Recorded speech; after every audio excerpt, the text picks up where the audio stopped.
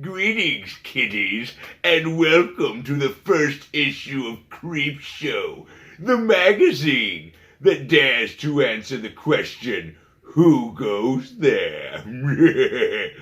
I'm the Creep, and I'll be your guide on this journey into fear on our first stop, the parlor of... Yeah, I can't read. So I'm going to watch the movie.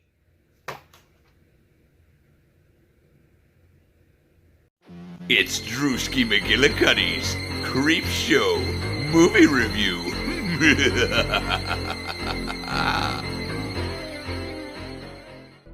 Hey everybody, it's Drewski McGillicuddy, and I just wanted to show off my fancy magazine again. Because it's fancy, and I'm so happy to have it. The secretary got that for me, just for shits and giggles. She did some surveys, I think, and got a free Amazon gift card, and she got me that Creepshow 2.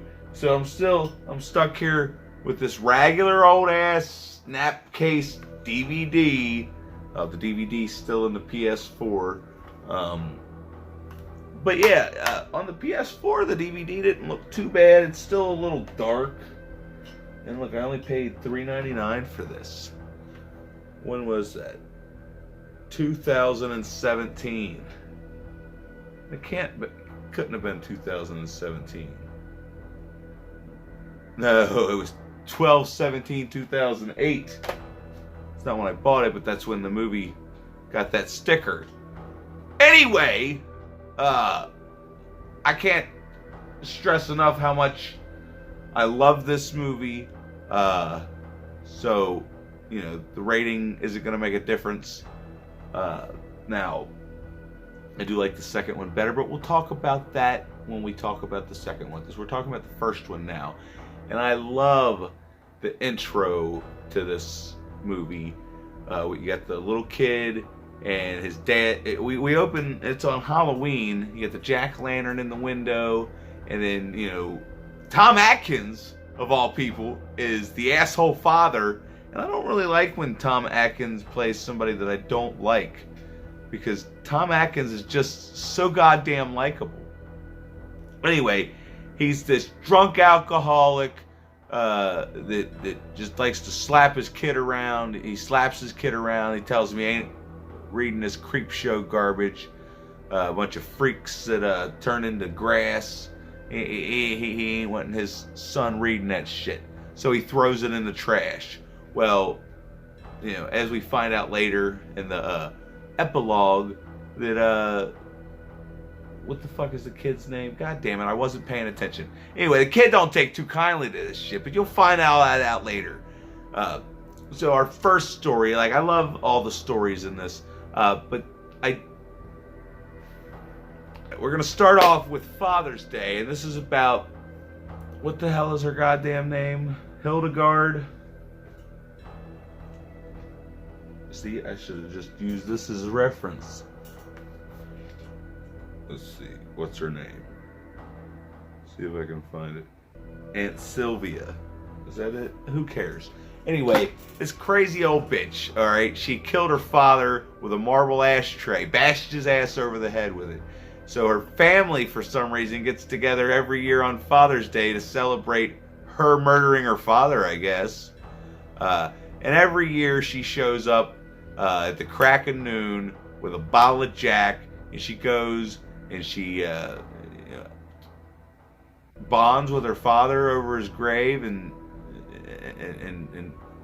you know, talks about why you all the time gotta call me a bitch, you know, fuck your cake, motherfucker. But yeah, so the Father's Day segment, when the father comes up out of the fucking grave, probably one of the coolest zombie moments in movie history ever. I just love the look of this zombie, and then the lighting and the Technicolor technique that they put to this to make it have that comic book feel to it, because they do it in all the different segments, but it's particularly done well in this one. This is probably my favorite use of it, is in the Father's Day segment. Anyway, you got all these yuppies back at the house. He comes out of the ground and he kills his daughter and gets his revenge, but he wants his fucking cake. He's got to have his cake. So he goes back and he kills everybody. Spoiler alert. And then he finally gets his cake. And I love this one, even though it does start off a little slow, because they gotta have the exposition. They gotta tell you the story before the mayhem happens. But anyway, yeah, I love Father's Day. You got one of the coolest zombies ever put to screen, and you got a young Ed Harris. Isn't that fun? But yeah, just the way this one's shot, the color, the lighting, I love it all. And it's like basically the same throughout the whole movie. So you go from Father's Day to the lonely something of Jordy Verrill. I'm terrible at this. I know. You ain't gotta tell me. You don't have to leave a comment and tell me how terrible I am. I already fucking know, okay? Anyway, this one stars Stephen King, and it's about this guy, Jordy Verrill, and he's this hick that lives out in the sticks on a farm. And one day he's out collecting water from the cistern, I guess, is what he was doing. And he sees a comet, and a meteorite. And he goes to get the meteorite, and he burns his finger on the meteorite, and there's this liquid inside the meteorite. And he dumps the liquid out, and then grass just starts growing everywhere. I assume it's grass. Sometimes it doesn't look like it's space grass, okay? It's space grass growing everywhere. It's growing on Jordy. It itches. He's very uncomfortable, and then he succumbs to the itchiness. But the funny thing is, I did notice you got Vince McMahon commentating on a championship match between Bob Backlund and one of the Samoans. So that's fun. I love old WWF when it was WWF.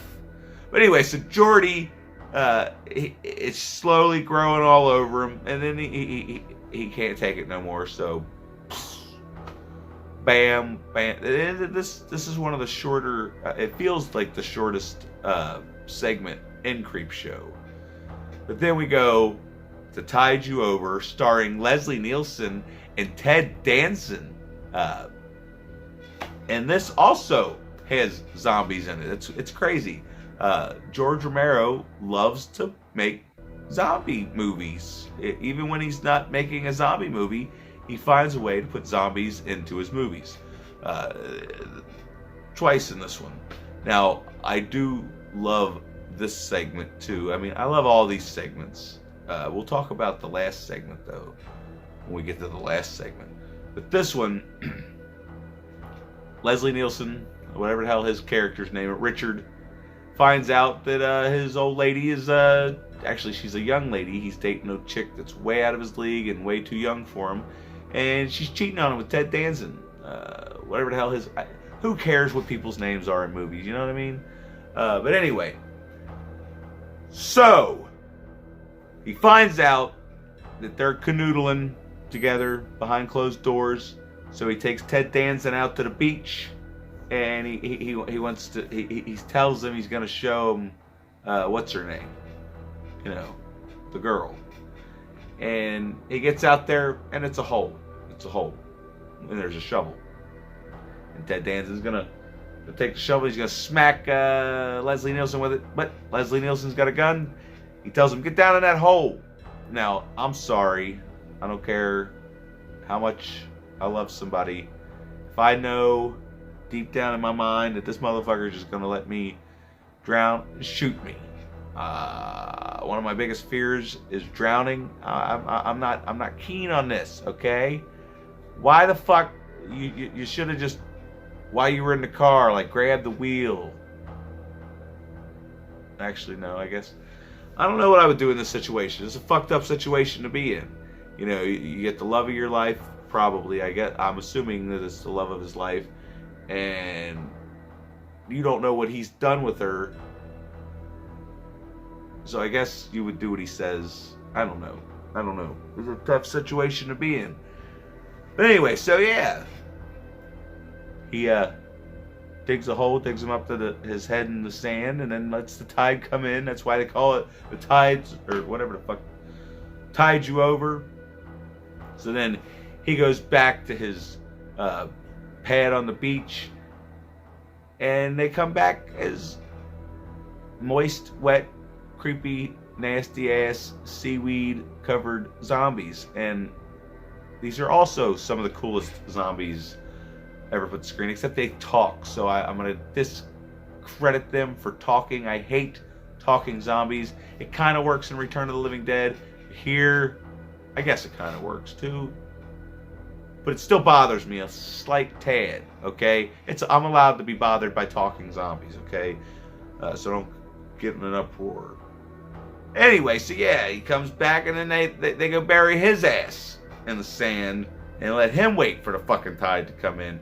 But oh no, Leslie Nielsen can hold his breath for a very long time. A very long time. I tried my best. Anyway, so what are we talking about? Creepshow. Tide you over. It's a great segment.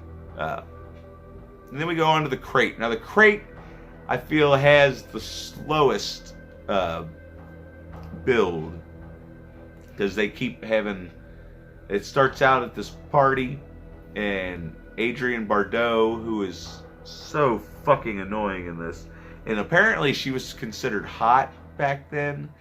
No, hell no. I mean, she might have nice boobs.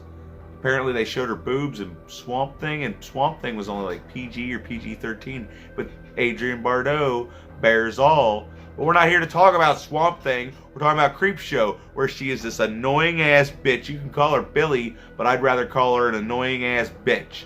And she's married to this guy. What the fuck is his name? Harry or Henry? Who gives a shit?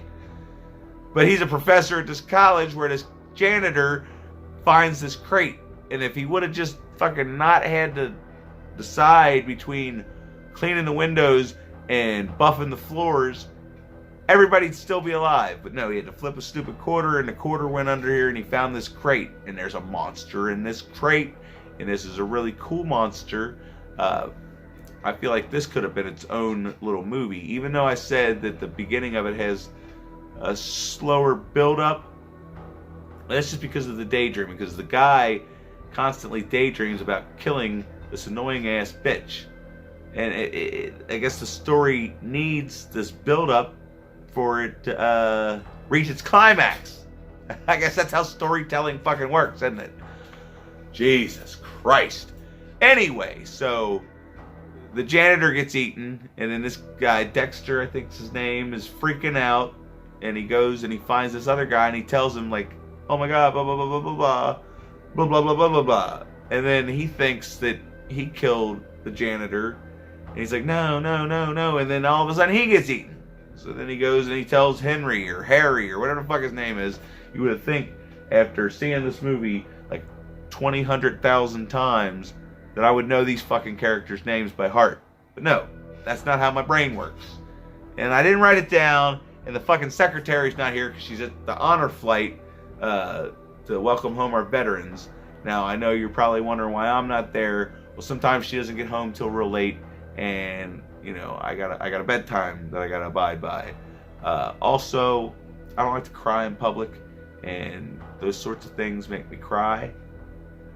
But we're not here to fucking talk about my fucking sappy ass crying. We're here to talk about the crate. What's in the crate? The crate is this creepy monster. He's killing everybody that comes near the crate. So Hank, Henry, Harry, he wants Adrienne Barbeau. He wants that annoying ass bitch to come check this crate out. He wants to get her close to it. And he's shaking her. And she's like, nice going, Harry, or Henry, or Hank, or whatever the fuck your name is. And for just a small moment, you feel like, oh God, is this motherfucker really not going to eat this bitch, and she's going to get him for domestic violence? But no, sure enough, he eats that bitch. Thank God.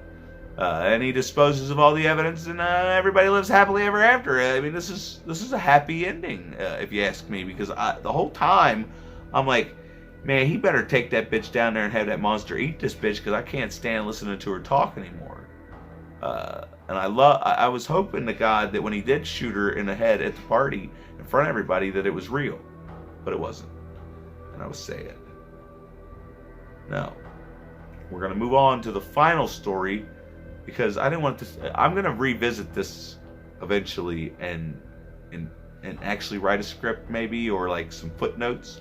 But as of right now, hey, I said I was gonna watch this movie. I watched the movie. I wanted to talk about it a little bit. I'm gonna talk about it a little bit. Now, this last segment, the bugs. What the fuck's it called? I don't know. I can't remember what it's called. But there's bugs. We'll call it the bug one. And it's got this Ebenezer Scrooge type motherfucker walking around. He's a dickhead. Apparently, he's responsible for this person's death. And it says he's a businessman, but I don't know. I don't necessarily know if they explain what the hell happened to the guy, the woman on the phone. She calls him and says, "I hope you die. I hope you die." And then that's when all these bugs start coming out everywhere. Now, when I was a little kid, I did not like this segment. I pretty much turned it off after the crate, and I never really watched this segment. Hell, sometimes I forgot this segment even existed. I don't even remember. I probably don't even remember having this segment on there until I actually bought this DVD and watched it the first time way back whenever the fuck I bought it. Yeah, I'm not big on watching bugs crawl around. It's not that. Well, I guess it is that I'm scared, but they also gross me out, and it's just gross. Same thing with the scene in The Craft at the end. Like, I hate that fucking scene, and I hate this fucking segment. But now that I'm not as bad as I was when I was younger, I watched this segment, and it's terrifying. It's truly terrifying. Like, I would hate for this to fucking happen to me. Yeah, this is like a lot of people's worst fucking nightmare, and it adapted very well to screen. Like, I mean, you got Stephen King and George Romero working together. Obviously, everything's going to work out just fine, and that's why this is one of the best horror movies ever made. Like I said, I prefer the second one just a little bit better. But hey, this was practice, which led to the second one. I just think the second one has the better stories, even though there's less stories. But still, this one is pretty much the perfect horror movie. It holds up to this day. I can't think of a number to put on it. I guess I could give it a 10. I could give it a 10. Or I could give it 3 gold stars. No, I can't give it 3 gold stars. They won't pop up. God damn it. We're going to give it a 10 and a gold star. There you go. There you go. This seems like an underwhelming review. I could have been funnier. I could have did this better. I could have did this differently. Also, I'm losing my voice from screaming at the haunted house. But hey, I did my best. And hey, there's a video for you to watch. So, wait a minute. I almost forgot to talk about the outro with the little boy who doesn't like his dad because his dad's an asshole. Remember that?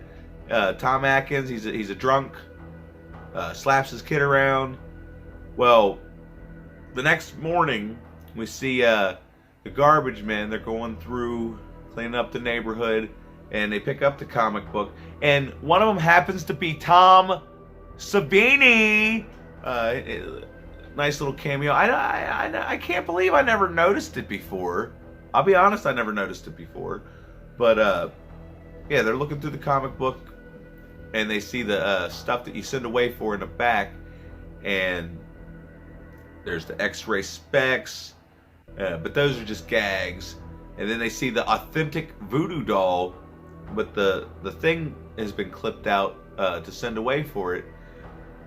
So we cut back to inside, and Tom Atkins is getting ready for work, and he's sitting down for breakfast, but he's got these neck pains.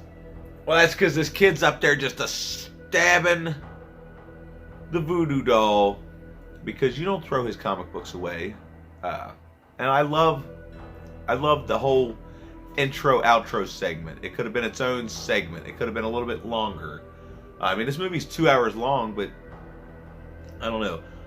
I feel like maybe if they wouldn't wasted the potential of Creepshow 3, even though technically Tales from the Dark Side's Creepshow 3, I don't know. I have no idea what I'm talking about. But yeah, I already rated the movie. This is a fucked up review. I'm gonna do this again eventually. We're gonna do just Drewski revisits Creepshow somewhere down the line when I get a laptop and a real camera, and you know I can set it up in front of a computer screen and like pretend like I'm not reading. Because right now I'm really not reading. Anyway, I probably already said it before unless I cut it out. But make sure to like, share, and subscribe, even though this is a fucking mess and I should be ashamed of myself for the atrocities that I've bestowed upon the horror community with this god-awful review.